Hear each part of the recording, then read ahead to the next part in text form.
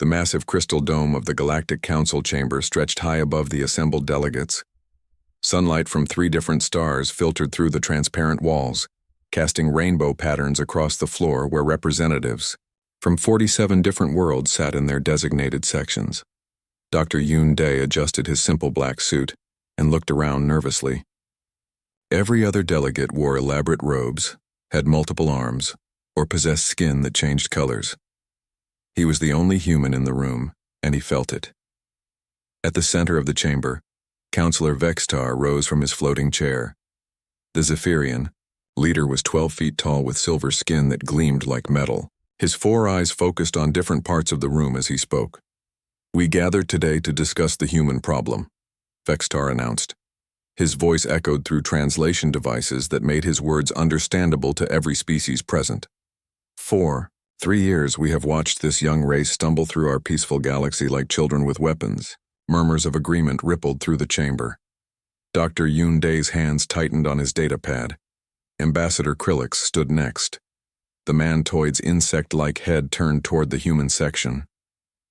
"The evidence is clear," she clicked through her translator. "Since joining our community, humans have started 3 separate conflicts. 3.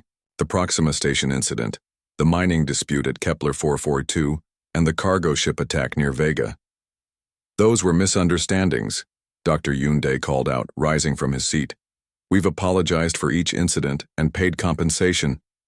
"Silence," Vexatar's voice boomed. "You will speak when permitted, human." The word human came out like an insult. Dr. Yoon Dae sat back down, his face burning with shame. Counselor Hexanova of the Crystalline Federation projected holographic images above the chamber. The first showed human soldiers during the Proxima incident, their faces covered by primitive metal helmets, carrying crude projectile weapons instead of elegant energy rifles. "Look at their technology," Hexanova said with disgust.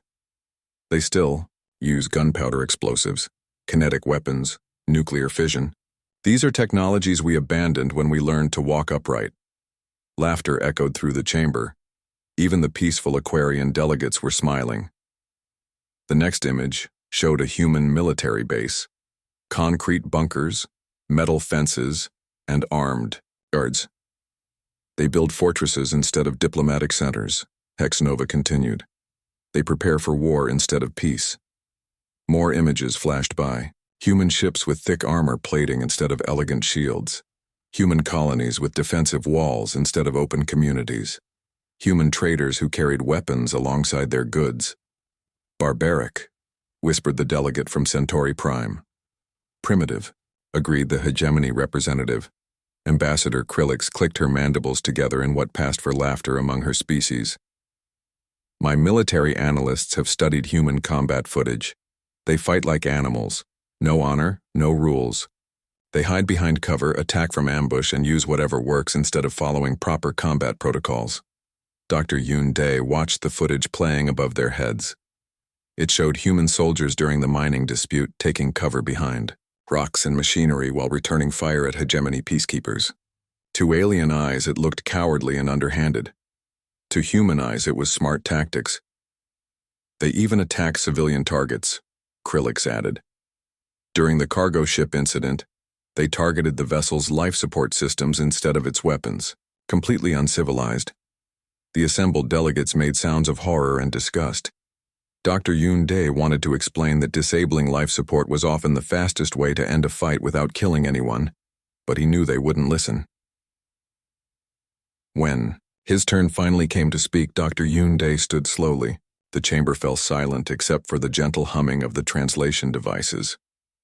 "Honored delegates," he began, his voice shaking slightly. "Yes, humans are young. Yes, we make mistakes. But we also create beautiful things." He activated his own holographic projector. Images filled the air above him. The Great Wall of China snaking across mountains. The Golden Gate Bridge spanning a blue bay. Children laughing in playgrounds. Musicians performing in concert halls. Scientists working together in laboratories. "We write poetry," Dr. Yoon Dae said. "We paint pictures that move people to tears. We explore dangerous places just to learn new things. We risk our lives to save strangers. He showed footage of human rescue workers pulling survivors from earthquake ruins, doctors treating alien patients in Earth's hospitals, human engineers helping to repair damaged alien ships, when the Aquarian transport broke down near Jupiter, who rescued them, when the crystal plague hit the Zephyrian colonies, who sent medicine, when pirates attacked the trade routes, who volunteered to patrol them. Some delegates shifted uncomfortably in their seats. Dr. Yoon Dae pressed on. You call us violent, but we only fight when we have no choice. You call us primitive, but our primitive techniques often work better than your advanced methods. You call us barbaric, but we've never enslaved another species or destroyed a planet for profit. The chamber remained silent. Dr. Yoon Dae could feel their judgment pressing down on him like a weight. Give us time, he pleaded. Let us prove ourselves. We can learn. We can grow. We can be valuable members of this community. Vexitar stood slowly. The Council has heard enough. We vote now on Resolution 2847, the complete ban of human presence in all galactic territories, trade networks, and military operations. The voting began immediately. Each delegate's choice appeared as a colored light above their section. Red for yes, blue for no. Dr. Yoon Dae watched in growing horror as red light after red light appeared. The Zephyrians voted yes. The Mantoids voted yes. The Crystalline Federation voted yes. Even their former allies, the Aquarians, voted yes after long hesitation. When the counting finished, the results displayed in massive numbers above the chamber. 847 in favor, 3 against only the small Terran Alliance, the peaceful Moss people of Kepler 186, and surprisingly, the ancient Void Watchers had voted against the ban. The resolution passes, Vextar announced with satisfaction. Effective immediately, all human vessels, personnel, and operations are banned from galactic space. Any human found outside the Sol system will be arrested and returned to Earth. Dr. Yoon Dae stood one last time. His voice was quiet, but somehow it carried to every corner of the chamber. You're making a mistake, he said again.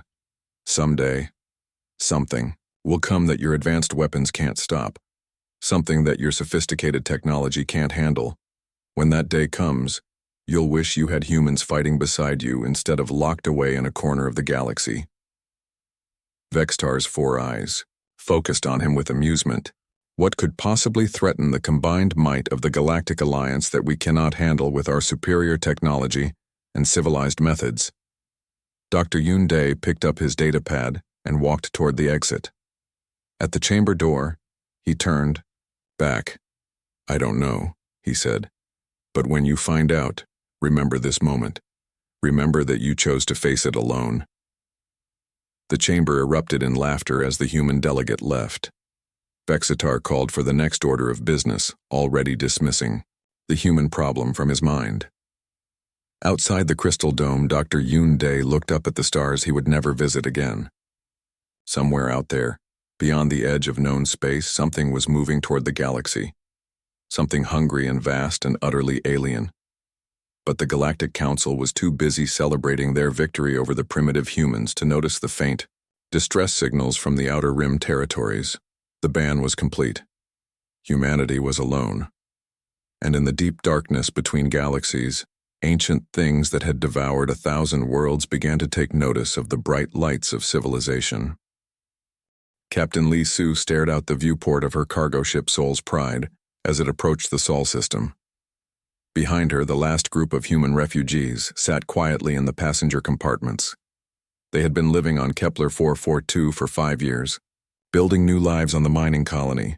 Now they were coming home to a Earth they barely remembered.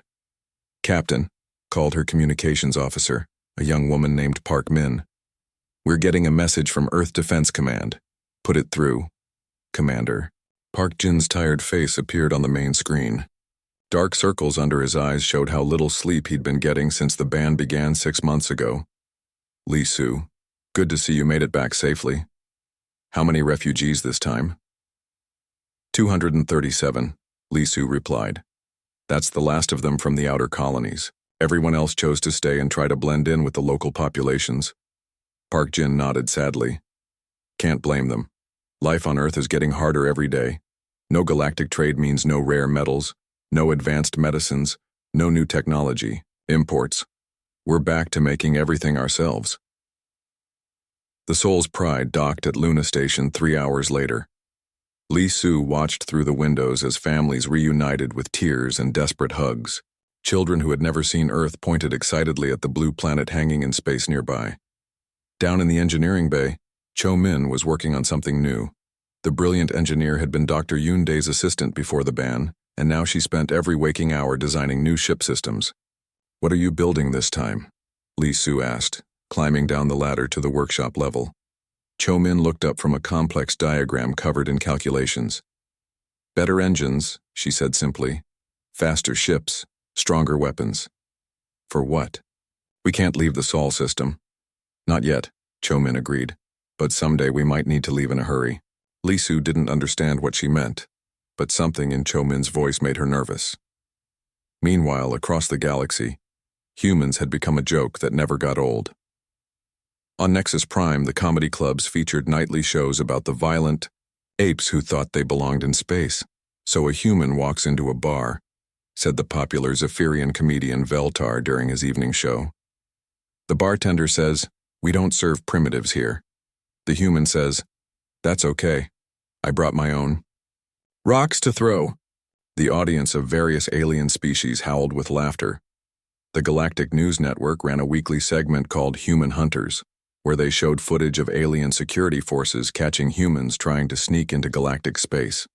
The humans were always portrayed as bumbling criminals who couldn't even operate basic technology properly. On social media, memes about human stupidity spread faster than any other content. Pictures of human weapons next to elegant alien energy rifles with captions like, "Spot the difference. One shoots light, the other throws rocks." Videos of human ships next to sleek alien vessels with titles like, "Evolution vs. Extinction." The most popular meme showed a human soldier next to a hegemony warrior. The human wore bulky armor and carried multiple weapons. The alien wore a form-fitting energy suit and held a single elegant weapon. The caption read, "When you forget to evolve for 10,000 years. But not everyone was laughing. On the water world of Aquaria, Elder Talros floated in his meditation pool, thinking about his human friends. He had served alongside Captain Lee Su during the Vega trade missions 2 years ago. She had saved his life when pirates attacked their convoy, using those same primitive tactics that everyone mocked. Talros remembered how Lee Su had disabled the pirate ship by firing simple metal projectiles at its engine system. The pirates' energy shields were designed to stop sophisticated weapons, not chunks of metal moving at high speed. The attack worked perfectly, and no one had to die. "Elder," his aide interrupted his thoughts. "The Council has ordered all former human allies to submit reports on their interactions with the banned species." Talros sighed, creating bubbles in the water around him. "What are they looking for?" "Evidence of human influence on our military or technology. They want to make sure we haven't been contaminated by human thinking." The word contaminated made Talros angry, but he kept his emotions hidden. The ban was popular with most Aquarians. They saw humans as dangerous and unpredictable. Crux. On Earth, life was getting harder every day. Without galactic trade, Earth's colonies were running out of supplies. Mars needed water recyclers that could only be made with alien technology. The asteroid miners needed fuel that came from distant worlds. The orbital stations needed food that grew better in alien soil. Commander Park Jin spent his days shutting down human operations across the Sol system. Every week, another base closed. Every month, more people lost their jobs. The great human expansion into space was ending before it had really begun. "Sir," his aide Lieutenant Kang Yu reported, "We've finished evacuating the Jupiter research station. All personnel are back on Earth or Mars." "Good work," Park Jin said without enthusiasm. "What's next on the list?" "The Saturn mining operation. They're asking for 2 more weeks to finish extracting the platinum deposits." "Denied. We close everything by the end of the month." Those are the Council's orders. Kang Yu hesitated. Sir, the miners are saying they need that platinum for Earth's defense systems. If something goes wrong, nothing will go wrong. Park Jin interrupted. The galaxy is more peaceful than it's been in centuries. With humans out of the picture, there's no one left to cause trouble. But while the galactic civilizations celebrated their peaceful solution to the human problem, their deep space sensors were picking up strange readings from the edge of known space. Automated monitoring stations in the outer rim were reporting unusual energy signatures moving between stars. The readings were dismissed as equipment malfunctions.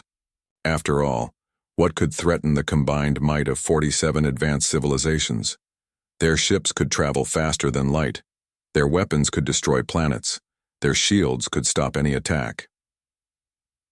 On Earth, engineer Cho Min worked late into the night in her underground laboratory. She had been analyzing every piece of combat footage from human conflicts, looking for patterns that others missed. What she found worried her. Human tactics worked not because they were sophisticated, but because they were simple. Human weapons succeeded not because they were powerful, but because they were reliable. Human ships survived not because they were fast, but because they were tough. We're different, she said to herself, staring at her calculations. Not worse, just different. She had been designing new ships based on this idea. Ships with thick armor instead of energy shields. Weapons that used chemical explosives instead of energy beams. Engines that could run on simple fuel instead of exotic matter. Her designs looked primitive compared to alien ships. But they would work when everything else failed. Cho Min didn't know why she felt so certain that failure was coming. Maybe it was the way Dr. Yoon Dae had looked when he returned from the council meeting. Maybe it was the strange reports from the outer rim that the government tried to keep secret. Maybe it was just intuition, but she kept working, building weapons, and ships for a war that everyone said would never come. Across the galaxy, the celebration continued. Art galleries displayed sculptures mocking human culture. Writers published books about the wisdom of excluding violent species from civilized society. Children's shows taught young aliens about the dangers of primitive thinking. The humans were gone, locked away in their small corner of space. The galaxy was safe, peaceful, and advanced. For now. In the deepest parts of space, where no galactic ship had ever traveled, something vast and hungry was moving toward the bright lights of civilization. It had devoured galaxies before this one. It would devour galaxies after, but first it would teach these proud advanced species what real violence looked like. The first monitoring station went dark on a Tuesday. The second disappeared on Wednesday. By Friday, an entire system had gone silent. The Galactic Council received the reports but paid little attention. Equipment failures happened all the time in deep space. There was probably a simple explanation. After all, what could threaten their perfect human-free galaxy?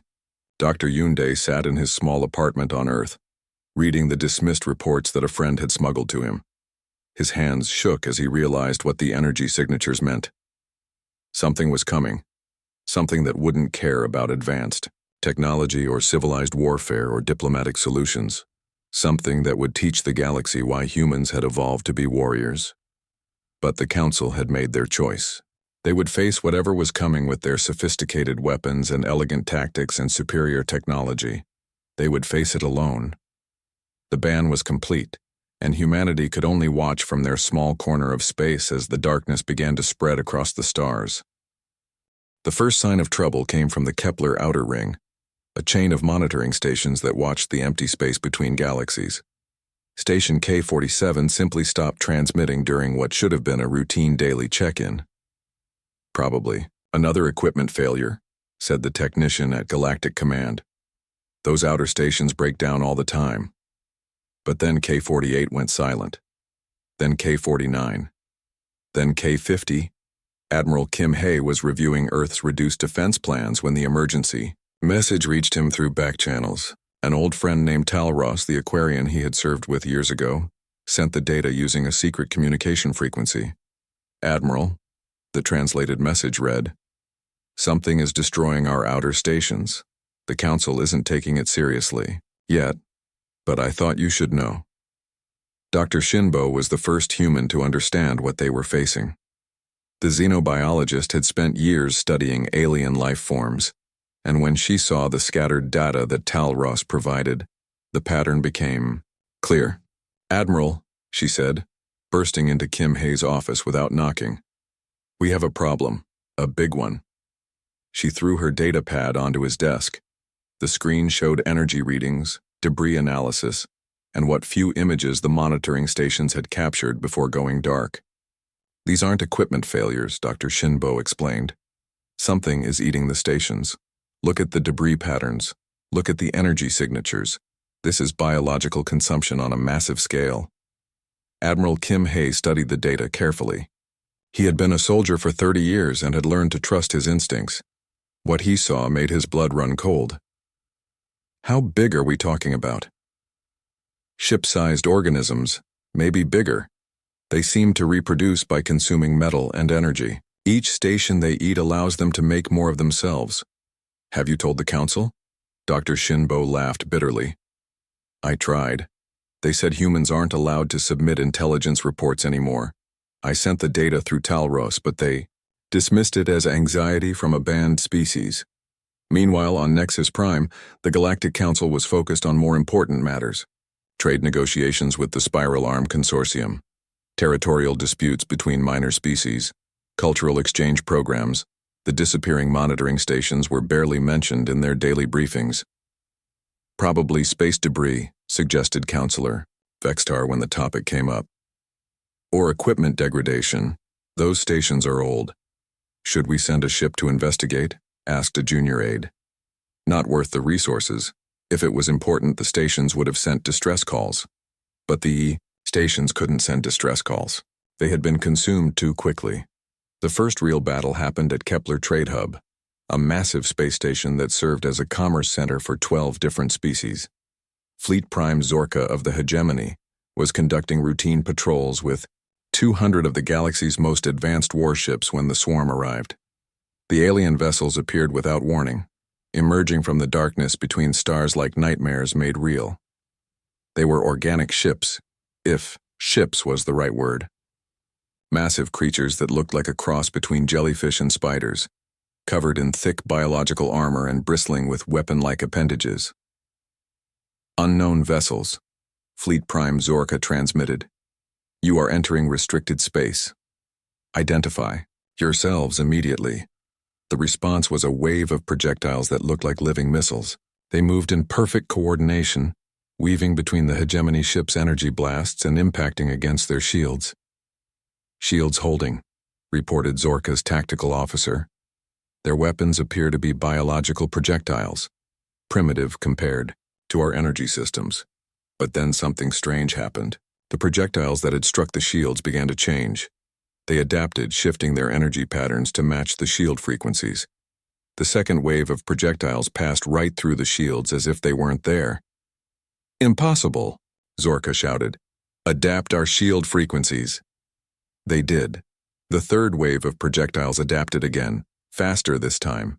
The battle that followed was unlike anything in galactic military history. Every weapon the Hegemony ships fired, every defensive system they used, every tactical maneuver they attempted. The swarm organisms learned from it and countered it. Energy beams were absorbed and redirected. Guided missiles were intercepted and reprogrammed. Even their advanced AI targeting systems were somehow hacked and turned against them. In 14 minutes, 200 of the galaxy's finest warships were reduced to floating debris. Fleet Prime Zorka's final transmission was a desperate warning. "They adapt to everything, nothing works, send help, send..." Then silence. The news reached Earth 12 hours later through the same back channels.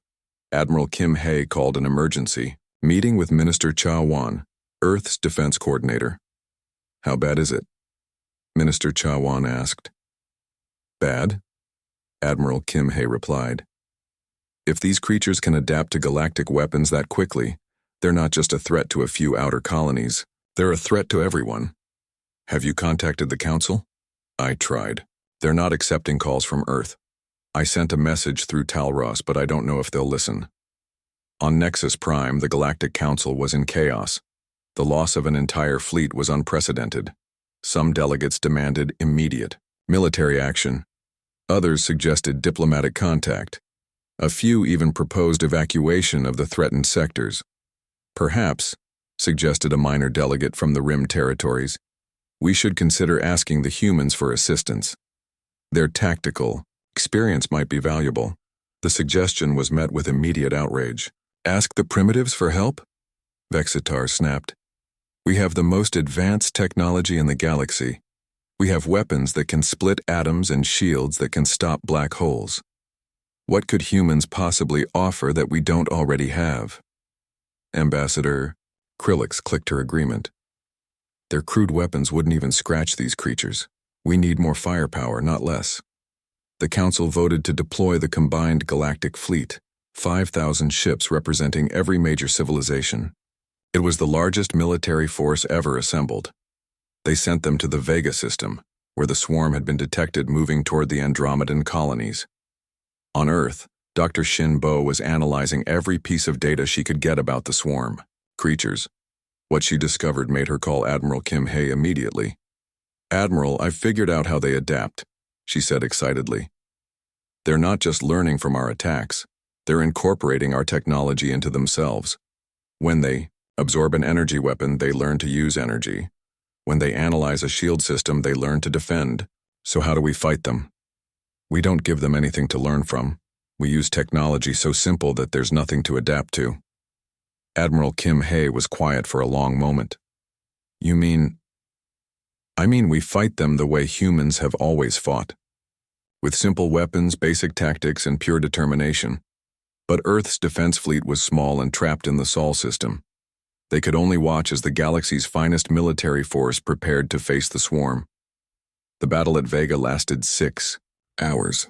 The combined galactic fleet had energy weapons powerful enough to destroy moons. They had shields that could deflect stellar radiation. They had AI systems that could process millions of tactical variables per second. None of it mattered. The swarm adapted to every weapon within minutes. They turned the fleet's own advanced systems against them. They learned to use galactic technology better than its creators. When the battle ended, fewer than 50 ships escaped. 5,000 of the galaxy's best had been destroyed or converted into swarm biomass. The survivors brought back footage that no one wanted to believe. Videos of swarm creatures using captured hegemony weapons with perfect precision. Images of organic ships protected by stolen Zephyrian shield technology. Records of the swarm using the fleet's own communication systems to coordinate attacks. For the first time since the ban began, the Galactic Council began to wonder if they had made a mistake. But their pride wouldn't let them admit it. Admiral Kim Hae requested permission to deploy Earth's defense fleet to help with evacuation efforts. The Council's response was brief. Human assistance not required. The situation is under control. It wasn't under control. 3 more systems fell in the next week.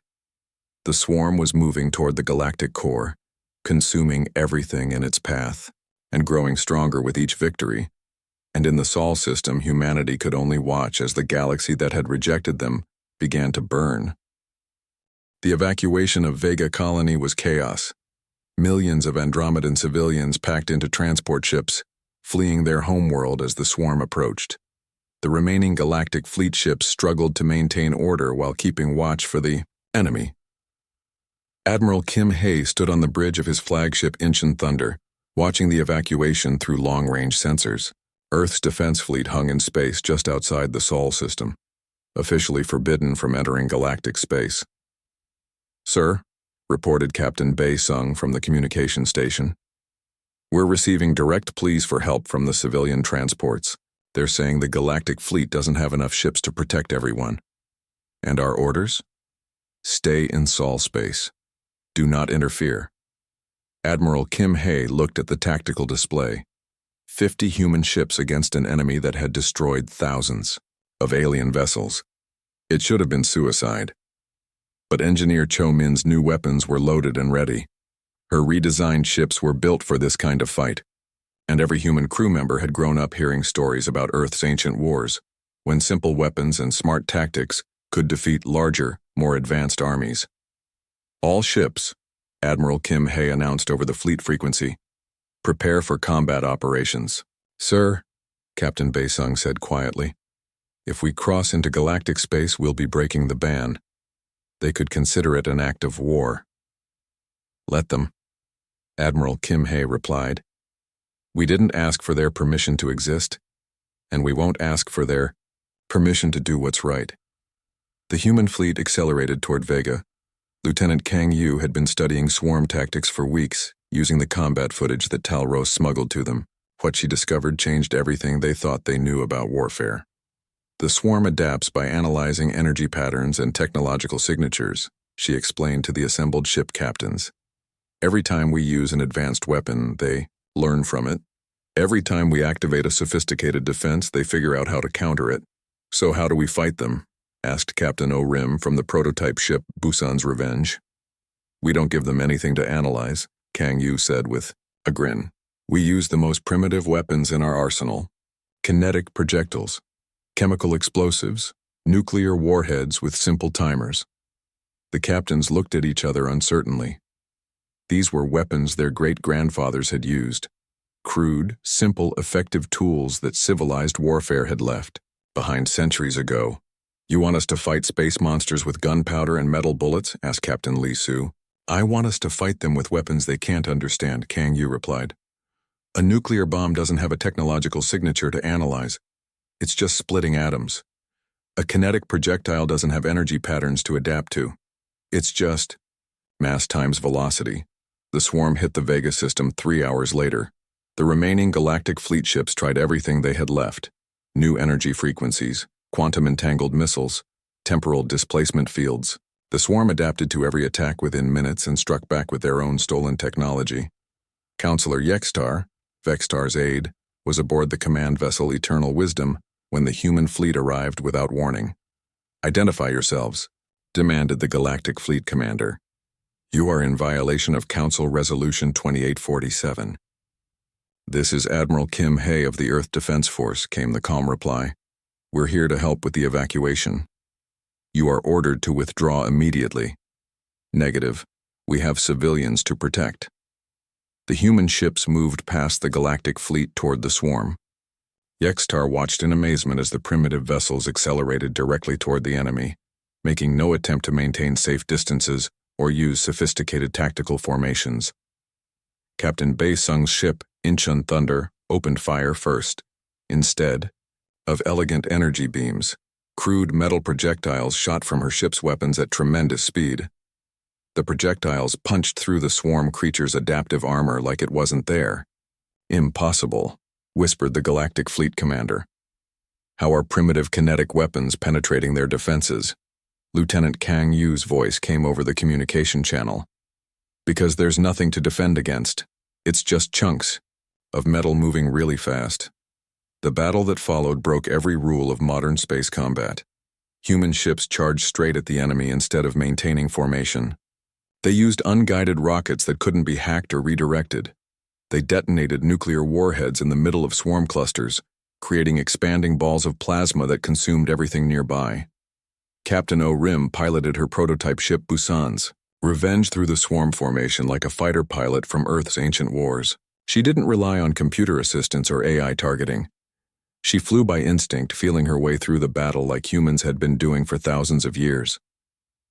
This is insane, reported her weapons officer, Ensign Park Da. We're flying manually, through a space battle. Works better than computers, O'Rim replied, spinning her ship around a swarm creature and firing a spread of chemical explosive rockets into its core. Computers think too much. Sometimes you just need to point and shoot. The swarm creatures tried to adapt to the human attacks, but there was nothing to adapt to. A chemical explosion was just expanding gas and heat. A kinetic projectile was just metal and momentum. A nuclear warhead was just splitting atoms releasing energy. The swarm had evolved to counter sophisticated technology. They had no defense against simple physics. Counselor Yextar watched in growing amazement as the human ships tore through the swarm formation. These weren't the careful, measured tactics of galactic warfare. This was chaos and violence and aggression unlike anything he had ever seen. And it was working. "Target the big one," Admiral Kim Hae ordered, pointing at a swarm mothership the size of a small moon. "All ships concentrate fire." 50 human vessels opened fire simultaneously. Hundreds of kinetic projectiles and chemical rockets converged on the massive creature. It tried to adapt, tried to counter, tried to defend itself using stolen galactic technology. But you can't adapt to a mountain of metal and explosives hitting you at 3% of light speed. The mothership exploded in a flash of biological matter and stolen technology. The smaller swarm creatures, suddenly cut off from their controlling intelligence, began attacking each other in confusion. "Evacuation complete," reported Captain Lee Su from her position near the civilian transports. "All Andromedan civilians are safe." The human fleet regrouped, their primitive weapons having accomplished what the galaxy's finest military force could not. They had not just defeated the swarm, they had annihilated it. Yextar found himself staring at the tactical display in disbelief. 50 human ships had destroyed an enemy force that had wiped out thousands of galactic vessels. "How?" he whispered to himself. The answer came from Lieutenant Kang Yu's after-action report, transmitted on open frequencies for everyone to hear. "We didn't try to outthink them. We didn't try to out-tech them. We just hit them really hard with really simple weapons until they stopped moving." The footage from the battle spread across galactic networks faster than any news story in history. Videos of human ships charging into swarm formations with no regard for personal safety. Images of primitive weapons destroying creatures that had shrugged off the galaxy's most advanced technology. Most shocking of all was the final sequence, when Ensign Park Da's ship was surrounded by swarm creatures, and she chose to detonate her nuclear reactor manually, sacrificing herself to save a transport full of Andromedan children.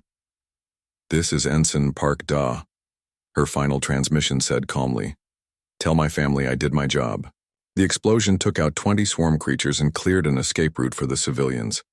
On Nexus Prime, the emergency council session was the most subdued in galactic history. The same delegates who had laughed at human barbarism 6 months ago now watched the battle footage in stunned silence. "They saved 20 million Andromedan lives," reported the military analyst. "Using weapons we consider obsolete and tactics we consider primitive." Counselor Vextar studied the tactical reports with growing understanding. The humans hadn't won through superior technology or sophisticated strategy. They had won through sheer determination and weapons too simple for the swarm to counter. "Sir," his aide Yextar said quietly, "Admiral Kim Hae is requesting permission to assist with the defense of the core systems." Vextar was quiet for a long time, watching the footage of human ships fighting with desperate courage against impossible odds. Finally he spoke. "Send a message to Earth Defense Command. Tell them we need to discuss terms." But it might already be too late. The main swarm force was still coming, and now they would be expecting resistance.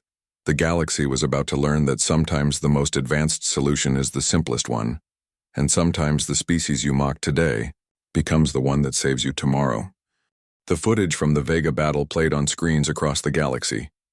In homes, offices, and public spaces, alien citizens watched in stunned silence as the primitive humans accomplished what their advanced military could not. The most shared video showed Captain Lee Su's cargo ship, Soul's Pride, hastily fitted with human weapons, ramming directly into a swarm mothership while firing nuclear warheads at point-blank range.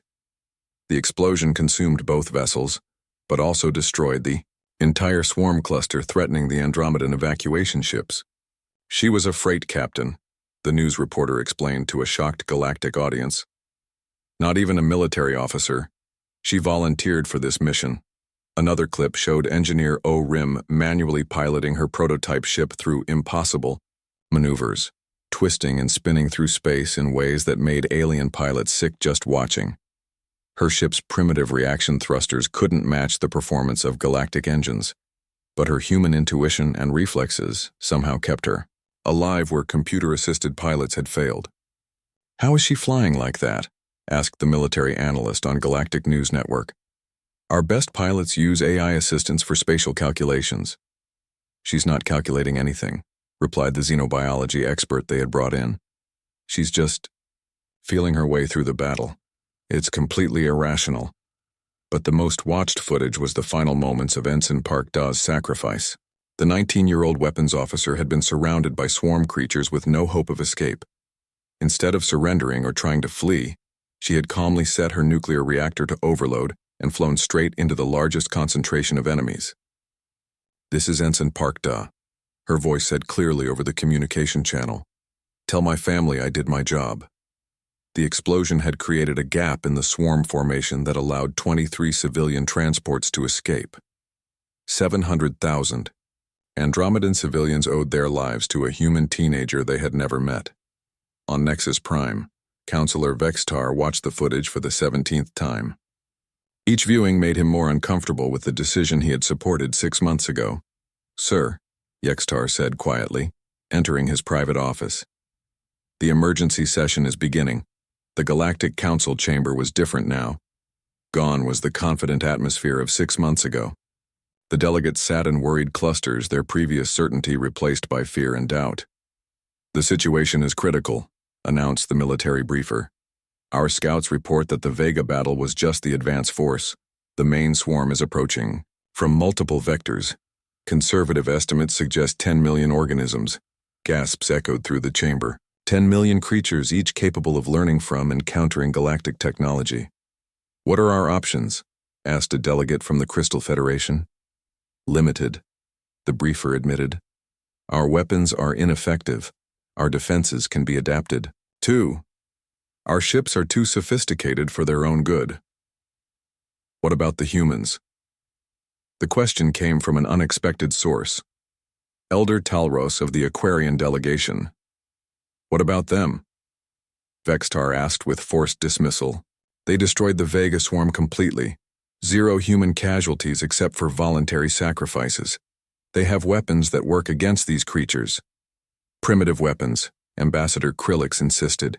"Chemical explosives and metal projectiles. Hardly suitable for a galactic defense."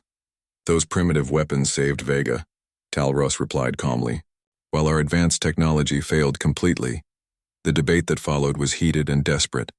Some delegates argued that asking humans for help would be admitting their technological superiority was a lie. Others pointed out that pride was a luxury they couldn't afford with the swarm approaching. Finally, Counselor Vextar called for silence. The chair recognizes President Nam Gil of Earth, who has requested to address this emergency session. A holographic image appeared at the center of the chamber. President Nam Gil looked tired but determined.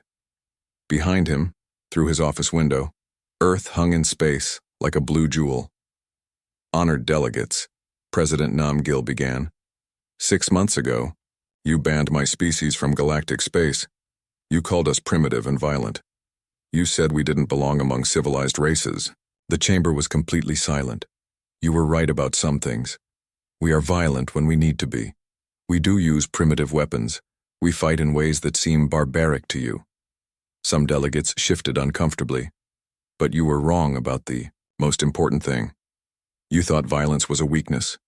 You thought our primitive nature made us inferior. You forgot that sometimes the oldest solutions are the best solutions." President Nam Gil gestured to something off-screen. New footage began playing above the chamber. It showed human ships from the Vega battle, but this time with tactical analysis overlay. "Our weapons work because they're simple. Our tactics succeed because they're direct.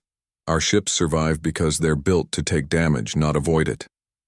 The footage showed a human destroyer taking hits that would have destroyed any galactic vessel, then continuing to fight with half its systems offline. "We don't adapt our technology to counter the enemy. We adapt our tactics to use whatever works. When energy weapons failed, we used kinetic weapons. When shields became useless, we used armor. When computers were compromised, we used human judgment." Another video played, showing Captain Baesung coordinating her ship's defense manually, while her computer systems flickered and failed under swarm interference. "You call it primitive," President Nam Gil continued. "We call it reliable." The chamber remained silent as the presentation continued. Every piece of footage showed humans doing things that galactic military doctrine said were impossible. Flying by instinct instead of computer assistance. Fighting at close range instead of maintaining safe distances. Using simple weapons that couldn't be hacked or adapted to. The swarm is coming for all of us, President Nam Gil said finally. It doesn't care about your advanced technology or our primitive weapons. It doesn't care about council votes or trade agreements. It just wants to consume everything in its path. He paused, looking directly at Counselor Vextar. We didn't ask to be underestimated, we didn't ask to be mocked. But when you needed us, we came anyway. That's what humans do. The vote to lift. The ban was unanimous. Admiral Kim Hae found himself in the strange position of explaining human military tactics to species that had considered themselves superior just days before. The key is to use technology that can't be improved, he told the assembled alien commanders. A chunk of metal fired from a magnetic railgun is just physics. There's no computer system to hack, no energy pattern to analyze, no sophisticated targeting to interfere with. But surely, interrupted a hegemony admiral, these crude weapons lack the precision of our energy systems. Lieutenant Kang Yu answered that question by demonstrating human targeting methods. Using a simple optical scope and manual calculations, she put 3 kinetic rounds through a target the size of a dinner plate from 50,000 kilometers away. Sometimes the old ways work better, she said simply. The retrofit program began immediately. Human engineers worked around the clock to install kinetic weapons, chemical explosive systems, and nuclear warheads on alien ships. The sophisticated vessels looked strange with crude human weapons bolted to their hulls, but the combination of alien speed and human firepower was devastatingly effective. Captain Li Su commanded a mixed squadron of human and alien ships during the first joint training exercise. Her cargo ship Soul's Pride, now armed with retrofitted weapons, flew alongside sleek Zephyrian cruisers equipped with human railguns. Remember, she told her mixed crew over the communication channel, we're not trying to be clever, we're trying to be effective. When in doubt, hit it with something heavy. The alien crew members were learning to appreciate human directness. No complex battle plans, no sophisticated tactical analyses, just simple objectives executed with overwhelming force. But it was engineer Cho Min who made the discovery that would change everything. While analyzing captured swarm biomass, she found something that made her call Admiral Kim Hae immediately. Admiral, I know how to stop them permanently. How? The swarm organisms share a quantum-entangled nervous system. They're all connected to a central intelligence somewhere in deep space. If we can find the source and destroy it, we kill the whole swarm at once. Exactly. But it means someone has to track them back to their origin point and deliver a weapon, powerful enough to destroy whatever is controlling them. Admiral Kim Hae understood what she was suggesting. A suicide mission into the unknown, carrying the largest nuclear weapon humanity had ever built. Who volunteers for a mission like that? The answer came from an unexpected source. Every human ship captain volunteered immediately. So did many of the alien commanders who had been working with them. We go together, said Captain Bei Sung during the mission briefing. Humans and aliens, fighting side by side, the way it should have been from the beginning. Counselor Vextar attended the briefing personally. The proud Zephyrian leader who had orchestrated the human ban 6 months ago now listened carefully to every word spoken by the species he had dismissed as primitive. The main swarm force will reach the galactic core in 72 hours, Admiral Kim Hae explained to the assembled fleet commanders. We have one chance to stop them before they consume everything.